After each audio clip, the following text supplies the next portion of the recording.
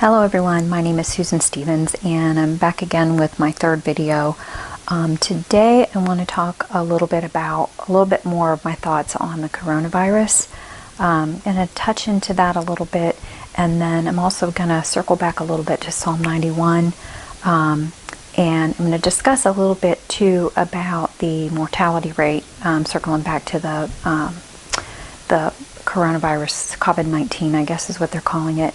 And then at the very end, I want to talk a little bit about some things that I have learned about the end times. So let's get right to it. But before I do, I actually want to talk a little bit about something I mentioned in my last video, which was when I was discussing the idea that the shot across the bow that maybe I suggested that maybe the Lord was using to wake people up, wake up his children, and anyway, so I thought more about that, and what I really was thinking about this morning was that, you know, the thing is, I really do think that the coronavirus is of Satan. I do think that it is definitely a man-made virus, and I will share with that why I think that in another video. But I do think that it was, and I do think that it is part of the end times, and I do think that it was man-made with Satan being behind it. But you know, God does use what Satan does for evil for good for his children, and so I think that's really what I was trying to get to yesterday, but I just didn't have my thoughts formulated. So enough about that. Let's just talk a little bit more about COVID-19 and things to consider. And one of the things that I do want you to consider is the fact that I do think to some degree that the news is not really adequately portraying what's going on yet. And I think a lot of it has to do with they don't really know. There was a lot of questions about whether what we were being told about what was going on in China was true or not. I don't think personally that it was all true, what we were being told, because I did find a whole lot of evidence to the contrary. So I'll let you guys dig around in that. Maybe I'll share, I don't know, but I do think that the numbers were underreported for various reasons. So, but the other thing is I don't think that the authorities really want us panicking either if the numbers do play out the way that some people are suggesting that they might. Anyway, I am, you know, and I'm going to kind of play both sides of this, because certainly I don't know. I don't know. I know what I think, but what I think doesn't really matter, and that's not, I mean, yes, I am trying to share a little bit of that, but I don't know, and I do think that this is going to have a major toll on the world in terms of lives, but I do also think that it's going to have a major toll in the world economically, and a lot of people are actually talking about that as well. But then on the flip side, you have John Rappaport is a reporter that I followed for years. He used to report for some of the big news outlets and whatnot, but he's more of an independent reporter, and he has been all along downplaying this and saying has a whole different spin on it, and feel free to check him out and see what he says. But I guess I'm weighing all the things that I'm seeing everywhere that I'm researching and trying to pull it all together and make sense of it for me, make sense of it for how I respond and prepare, because I have a responsibility, of course, to my son and who lives with me, and my other children, and myself. But so, you know, I'm weighing everything, and that's what I'm putting out here for you all to weigh as well. So one of the things that kind of indicates that a little bit about this, you know, the United States right now, I think we currently have 15 confirmed cases, if I'm correct at this point. However, in Atlanta, I did read an article yesterday, I think it was, that said that there are 200 people in Atlanta, or in Georgia, maybe it wasn't Atlanta, but in Georgia, that are being monitored for potential infection. And so I think, you know, because of the incubation period, because it's anywhere from, I mean, they've said 14 days, and now they've increased it to potentially 24 days. We don't know. And so there could be a whole lot of people out there that are carrying it, that are spreading it, that maybe aren't showing symptoms yet, and so there may be a tsunami of, infections and cases showing up here soon, which I think will, but who knows? I don't know. So, but the other thing I want you to consider is the fact that you have unprecedented, I want to say 50 million people in China alone that are being quarantined because they are so concerned about this. So I guess what I'm trying to say is I don't really see, I've cut the cord, I don't have regular news, but from what I've been able to find on the normal news outlets online, I don't feel like they're talking about this as much as maybe they should. And again, I think it goes back to maybe they don't want to, they're being told not to at this point for whatever reason. But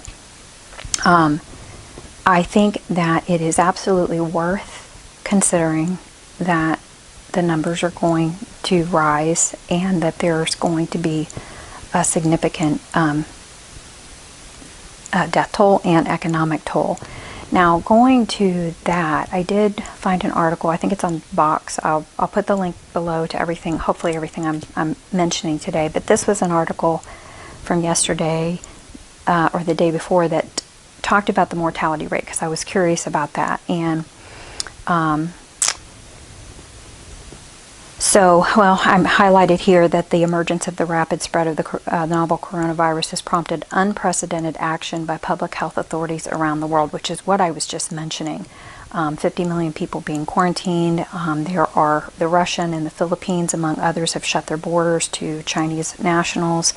And then there's all kinds of different quarantines happening, of course, on the cruise ships and on the U.S., people coming in and out. And I thought I read something that there was a new quarantine in an Asian country, but I couldn't find it this morning when I was researching it, so it may or may not be true. But so it says here that the mortality rate, known to epidemiologists as the case fatality rate, is vital for assessing the possible impact of an outbreak. Unfortunately, most of what has been reported about the mortality rate of the novel coronavirus is incorrect. So I'm going to link this because I don't want to dive deep into this, but the fact of the matter is, what I'm trying to get across is that no one actually knows at this point. I think the officials probably have a fairly decent handle on it, or getting a handle on it, but that information isn't going to come to us, I don't think, the general public, as quick. And for obvious reasons, they don't want to incite panic if the numbers are in fact going to be quite large. But so that's why I'm sharing this, is to urge you to not to dismiss, because there's not much information, not to just stick your head in the sand and pretend like it's not going on. But at the same time, don't panic. But I would say keep an ear to the ground and an eye on what's going on in the news, and pray and seek how you should prepare. Because I think one scenario that goes on in my mind is that, if they do announce that we do, suddenly it surges, there's going to be, think about what happens when they're predicting an inch of snow and what happens in the grocery stores. So imagine that multiplied, just multiply it and think about that and the potential impact of what the store shelves are going to look like. The other thing that is really urgent or important to consider is the fact that so many of our medications are coming from China. Well, China's shut down, so you might want to see if you can get extra supply of medication that you need. And there's the supply chain of not just medication but other things. I'm just kind of putting out there that maybe you should think through down the line of what potentially might break. I need to get an oil change right now, and I'm thinking I really need to get that taken care of, because I don't want my negligence of that not being taken care of to impact me when maybe some parts that I might need or whatever are not available or something. So those are the kinds of things that I'm sort of talking about. So I'm also going to put another link to another. There's a Dr. John Campbell, I think is his name. I'm trying to find my notes here, who has run some numbers and kind of just gives a tip of the iceberg about potentially, how the numbers could potentially play out. And he mentions that in the case of 10,000 people becoming infected, about 1,100 to 1,300 of them will become severe or critical. And from what I have seen about the severe and the critical, the mortality rate among those is extremely high. But what he was mentioning too is, if you think about this, if this does become pandemic, which I think that's what they're already throwing that out there. I don't know if they've officially said that's what we've got, but I think that's what we've got. But the number of beds available in hospitals and the number of facilities available for people when they do become ill, that if the numbers are like that, there's the system is not in place for the health authorities and the hospitals and things to support this and to take care of this many people.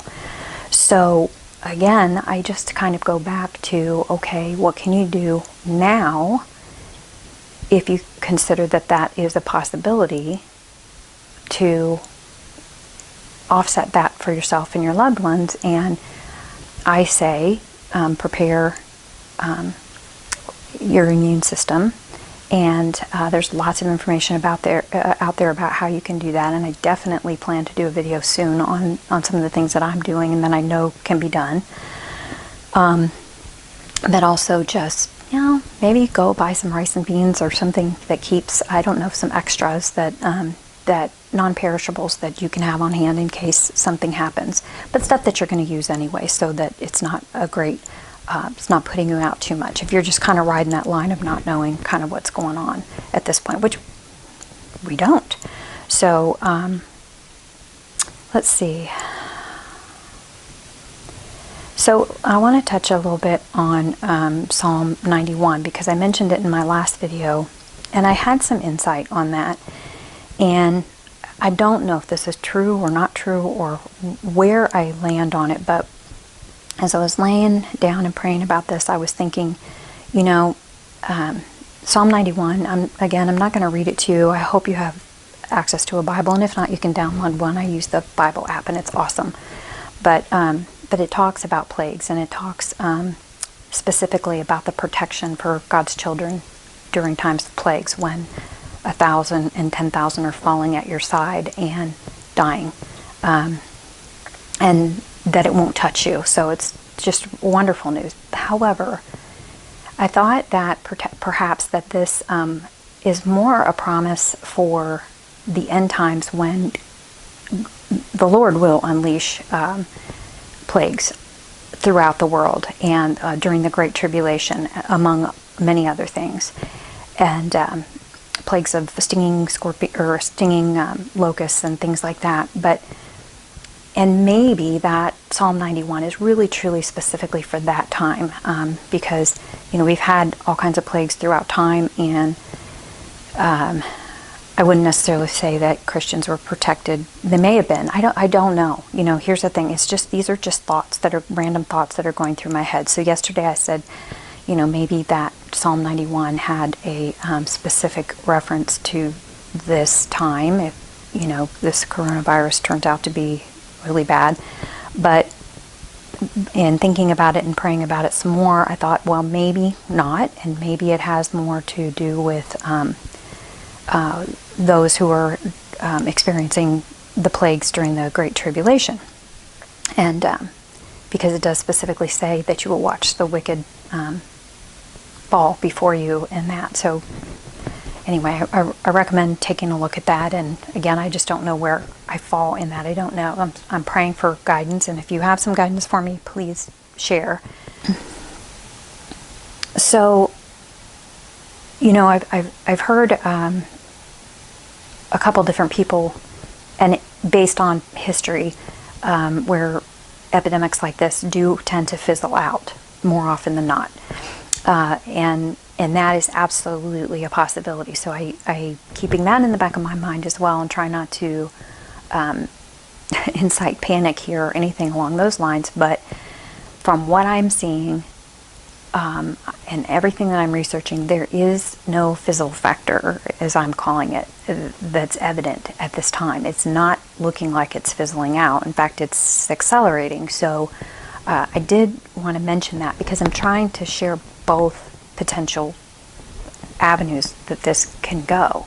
So, but you know, this is really, for me, I mean, yes, this is pressing. This is very pertinent information for right now, but where I'm going with this channel, and I think that this maybe was why I was prompted to do it, but this is more about, on my heart, about us and the end times. And this could be, and actually it will be, truly it will end up being a blip on the radar, even if some of the worst case scenario numbers play out, which is in the millions. They're saying in the millions people will die from this. Some people are saying that.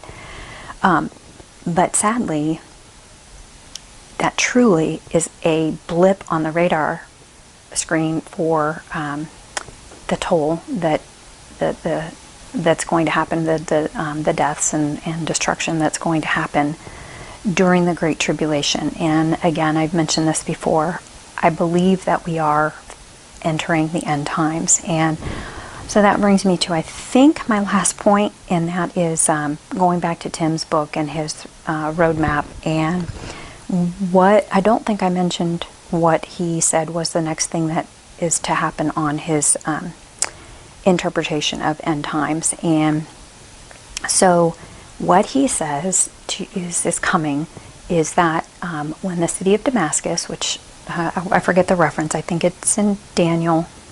I'm sorry, hopefully I'll be able to link that down below as well. But the reference to the city of Damascus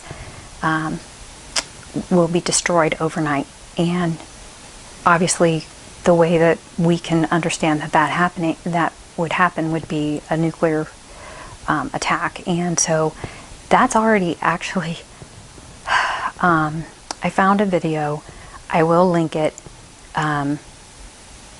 and I do urge you to watch it. It is long, but it is a completely different resource that confirms some insider information from, let's just say it's some insider information that is speaking directly to this, and that they have already planned for this. They even planned for this coronavirus. It's eerie. It was, the video was done, Bill, I forget his name, Bill something or another, but it was a video from information from earlier in 2000, and it literally describes what's happening. And in fact, he says that these powers that be that were running things said that China is going to catch a cold, and they were laughing about it. And that is what we are seeing play out, the virus. So check that out, because in that video as well, it is talked about this Middle East war that's going to be a quickie. It's going to be an overnight, quick, over and done thing, and it's going to set up the stage for the ushering in of the one world government and for the Antichrist to take control. And I've got a couple different places that are referencing totally separate, Tim's book and what he discovered through his study of eschatology, and then didn't get any sense that this man was a Christian at all, that he was just saying what he had heard. So, and it also backs up Wormwood, which is another part of Tim's book that I can't get into today because this video is probably already way too long. However, it explains a lot of the destruction that's coming with the how the earthquakes and the third of the earth and the third of the people and the third of the waters and all this are destroyed. And so Tim mentions that in his book, and this gentleman has insider information that absolutely ties right back to exactly what Tim said is coming. So again, the book. But I have here in my notes that I can't teach fully on Tim's book. I'll try to touch on it as I can, but you have to understand he's studied this for decades, and I couldn't do that. I just am taking, what I have found from him and sharing bits and pieces of it. So again, I guess I'd say go back to him and to his website, and if you would like more information about that and really dive into that deeply. But so bottom line, do your research. Obviously, don't take my word for anything, but at the same time, I urge you not to just simply dismiss it because you're not seeing. You would think that the news would have a lot more information on it if it was going to be as devastating as it potentially is being purported by some people that it could be. But think through that. Why is this a historic time where the unprecedented amounts of people are being quarantined, and unprecedented measures and cooperation between governments has never happened before? It's because they're taking it seriously, which is all that I'm hoping to ask you to do, and pray that you will do. So, again, I think this is, I don't know if it's just the beginning, because I think things have been beginning, but, it all is playing in, and to what's coming. So I'm going to continue to try to put out as many videos as I can. I'm going to try to put them out in the order of importance that I feel like that most pressing information. And so I got a lot of other things that I want to share, but I'm trying to organize them in a way that makes sense to get you to be thinking and preparing if you so choose to prepare.